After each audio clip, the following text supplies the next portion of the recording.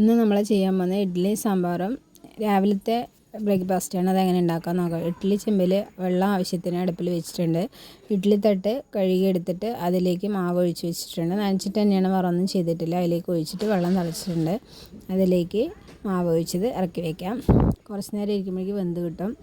മൂടി വെച്ച് വേവിക്കാൻ വയ്ക്കാം. വെന്ത് വന്നിട്ടുണ്ട്.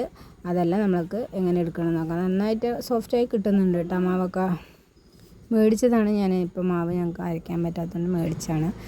പക്ഷേ നന്നായിട്ടുണ്ട്. അതങ്ങനെ സ്പൂണ് വെള്ളത്തിൽ മുക്കിയിട്ട് അതുകൊണ്ടാണ് ഞാൻ കറക്റ്റായിട്ട് എടുക്കുന്നത്. ഇതാ കറക്റ്റായിട്ട് തന്നെ വന്നിട്ടുണ്ട്. നല്ല സോഫ്റ്റ് ആയിട്ടുണ്ട് കേട്ടോ. അതുപോലെ തന്നെ നമ്മൾക്ക് ഇത് 2 ട്രിപ്പ് ഞാൻ വെക്കുന്നുണ്ട്. 7 എണ്ണമാണ് ഒന്നിൽ കിട്ടുക. 2 ട്രിപ്പായിട്ട് വെച്ചിട്ടുണ്ട്. അങ്ങനെ നമുക്ക് സെയിം പ്രൊസീജിയർ 2 ട്രിപ്പ് എടുത്ത് വയ്ക്കാം. അത് വേഗം വെച്ചിട്ടുണ്ട്. അതും വെന്ത് കിട്ടിയിട്ടുണ്ട്. നമുക്ക് അങ്ങനെ റെഡി ആയിട്ടുണ്ട്. നമ്മളിന്ന് സാമ്പാർ എങ്ങനെ വെക്കാമെന്ന് നോക്കാം. ഞാൻ ആദ്യം തന്നെ പരിപ്പ് വേഗം വെച്ചിട്ടുണ്ട്. പരിപ്പ് വെന്തിട്ടുണ്ട്.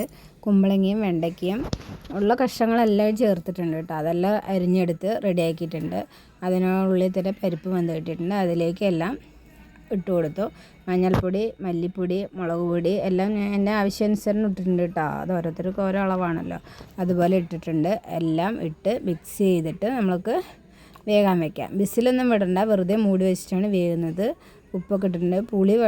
കുറച്ച് പുളി എടുത്ത് ആവശ്യത്തിന് വെള്ളം ഒഴിച്ച് വെച്ചിട്ടുണ്ട്. വെണ്ടയ്ക്ക തക്കാളി ഞാൻ പിന്നെയാണ് ഇടുന്നത്. കുറച്ച് വെന്ത ശേഷം വെണ്ടയ്ക്ക ചൂടാക്കി വെച്ചിട്ടുണ്ട്. തക്കാളിയും അരിഞ്ഞ് വെച്ചിട്ടുണ്ട്. അതിനുള്ളിൽ തന്നെ കഷ്ണം വെന്ത് വന്നിട്ടുണ്ട്. അതിലേക്ക് ഇത് ചേർത്ത് കൊടുക്കാം.